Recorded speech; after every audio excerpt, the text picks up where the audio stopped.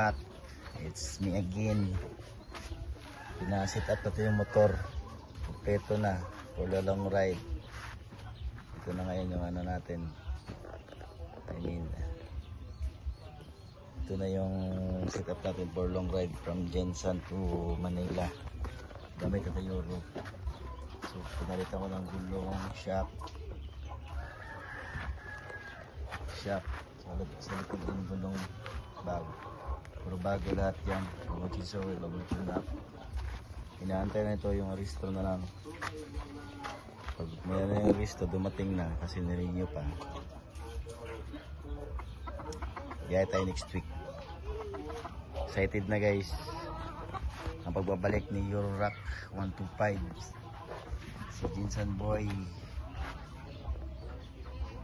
Kaya to guys. Tingin nyo. Comment lang, comment. Soon aabot to ng Luzon. Pabiyahe tayo ng Jensan papuntang Surigao, then Pabisayas hanggang Luzon. Kakayanin kaya to?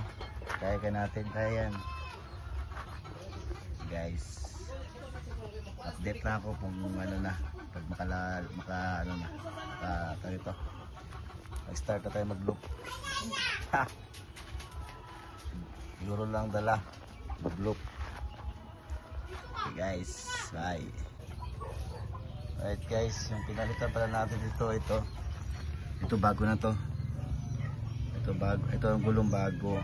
Yung setup natin sa long ride is dito 15, 15 tsaka 36 sa likod.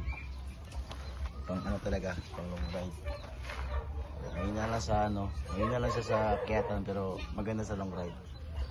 So ito, pinalitan ng bago yung absorber niyang harap. Pinalitan ng XRM 110 to. XRM 110 na absorber kasi yung old nito sira na, pinalit.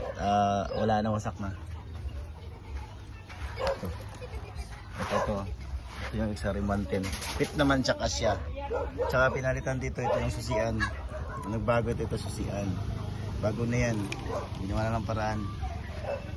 Tapos nilagyan natin ng mini driving light just in case maabutan na ng gabi. Yan, mini driving light. Yung makina okay naman, walang problema. Tsaka pinalitan itong bagong lining. Napalitan itong bagong lining sa 6 years. Ngayon pa napalitan ng bagong lining. So okay na siya. Tsaka nilagyan natin ng voltmeter kasi may mini driving light. So gumagana naman lahat. Pati speedometer gumagana din. Pinalitan ng bago. Panahan natin yung takbo natin. Spy natin. Kaya mo ito namin guys. Restore na lang inaantay ito. Larga na tayo. Larga tayo ng Manila. Motor lang. Ito lang gamit natin. Check natin yung mga ilaw. Ilaw na siya. Sa likod. May namatay. Namatay, sorry. Kasi malamig kasi. Na matagal yung nakatambay kasi nirelax ko muna.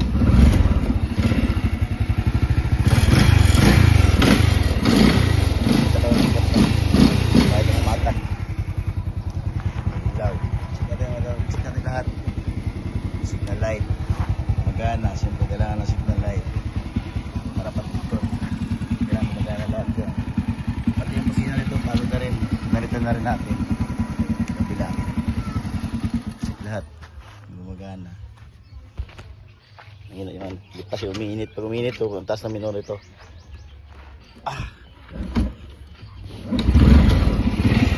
Tsaka wala na itong start. Tinanggal ko na yung starter niya. Nagisip na rin kalikod. Gumagana. Brake. Gumagana po brake. Ayun, gumagana. Ilaw.